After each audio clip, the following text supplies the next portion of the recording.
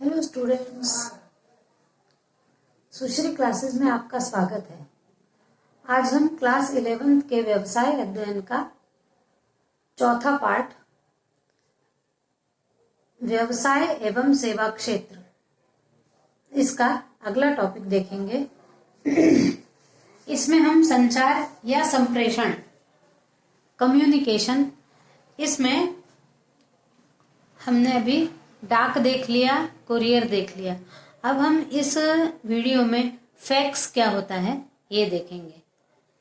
तो फैक्स जो है वो लैटिन भाषा की के फेसिमाइल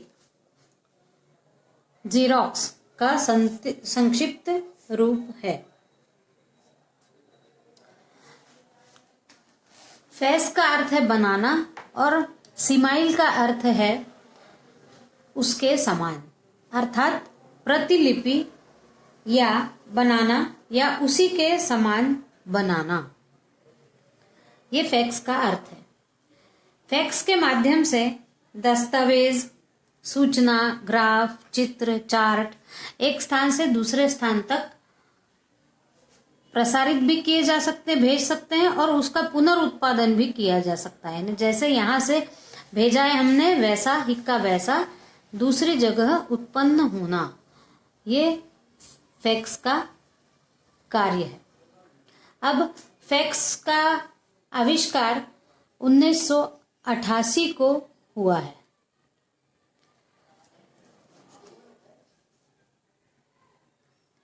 फैक्स के माध्यम से कोई भी व्यापारिक संस्थान, सरकारी कार्यालय या अन्य व्यक्तियों को जो दूर स्थित हों, उनको तुरंत लिखित में मूल अक्षरों और भाषा सहित किसी भी प्रपत्र को भेजा जा सकता है। जैसा का वैसा संदेश वहां जाकर छप कर मिल सकता है, दूर रहने वालों को भी। इसके लिए फैक्स एक मशीन है। फैक्स मशीन जो है वो एक टेलीफोन लाइन से जुड़ी होती है।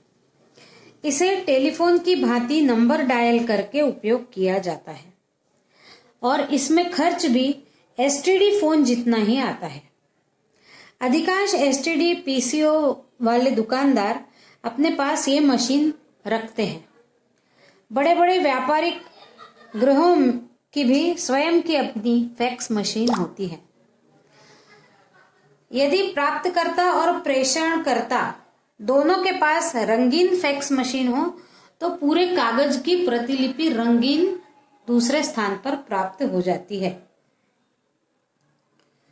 अब तकनीकी रूप से फैक्स मशीन 3 कार्य करती है। पहला है भेजे जाने वाले संदेश को स्कैन करना, दूसरा है प्रलेख को स्थानांतरित करना, और तीसरा है प्रलेख की प्रतिलिपि बनाना।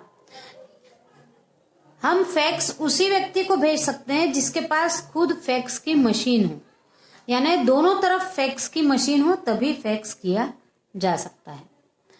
उसके बाद हम देखते हैं फैक्स के प्रकार।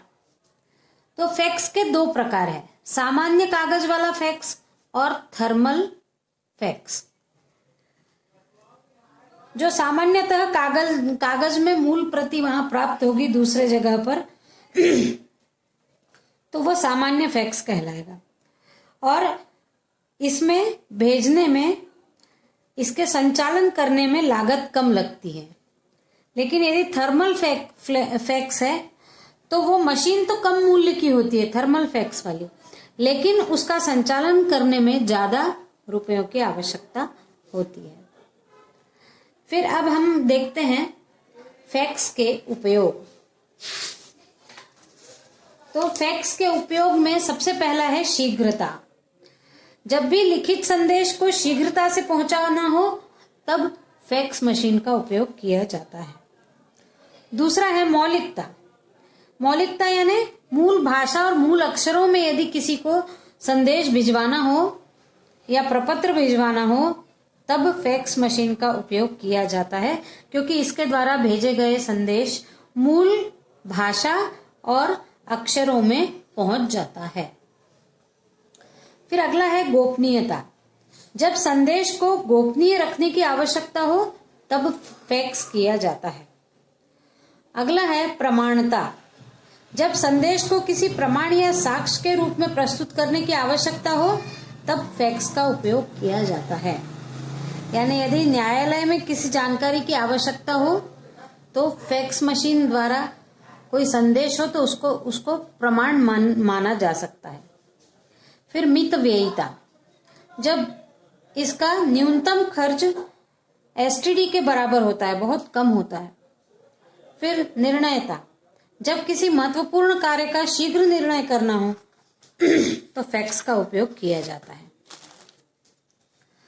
अगला है कि फैक्स द्वारा संदेश भेजने की विधि क्या है, कैसे संदेश भेजा जाता है, कैसे संदेश स्कैन होता है, कैसे वो टेलीफोन के तारों के माध्यम से जाता है और कैसे सामने वाले की फैक्स मशीन में आता है।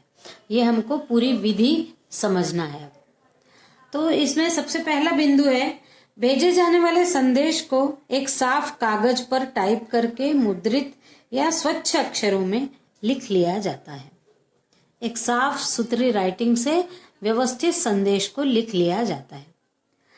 फिर दूसरे स्टेप में क्या करना है, जिस स्थान पर संदेश भेजा जाना है उस स्थान का एसटीडी कोड डायल किया जाता है। ये फैक्स मशीन टेलीफोन से कनेक्टेड होती है, इसलिए एसटीडी कोड डायल करना पड़ेगा। जिस शहर में उसको भेजना है उस शहर का एसटीडी कोड डायल करना होगा और उसके बाद संदेश प्राप्तकर्ता का फैक्स नंबर डायल करना होगा।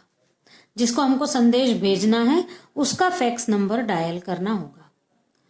फिर है तीसरे स्टेप में करना है, प्राप्तकर्ता का फैक्स संदेश हेतु तैयार है यह बताना। यानी प्राप्तकर्ता वहां से यह संदेश भेजता है कि हम फैक्स लेने के लिए तैयार हैं।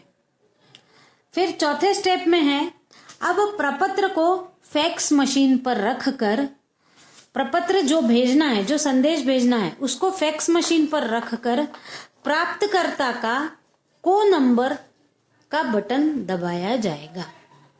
जब बटन दबा दिया जाएगा तो 5वें स्तर पर फैक्स मशीन संदेश को विद्युत संकेतों में बदलती है। यानी वो जो स्कैन कर लिया फैक्स मशीन ने, स्कैन करने के बाद वो उस मैसेज को विद्युत संकेतों में बदलती है और ये विद्युत संकेत टेलीफोन लाइन के माध्यम से जिस गंतव्य तक पहुंचना है वहां तक पहुंच जाते हैं। और जब वहां की फैक्स मशीन में ये संदेश पहुंच जाता है तब इस संदेश को फैक्स मशीन फिर से लिखित वाले संदेश में बदलकर कागज पर छाप देती है। यानी ये कोडिंग और डीकोडिंग है। वहां से कोड कर दिया जाता है, कोड टेलीफोन लाइनों से आ जाते हैं और उसके बाद फैक्स मशीन फिर से उन कोडों को डीकोड करके कागज पर छाप देती है।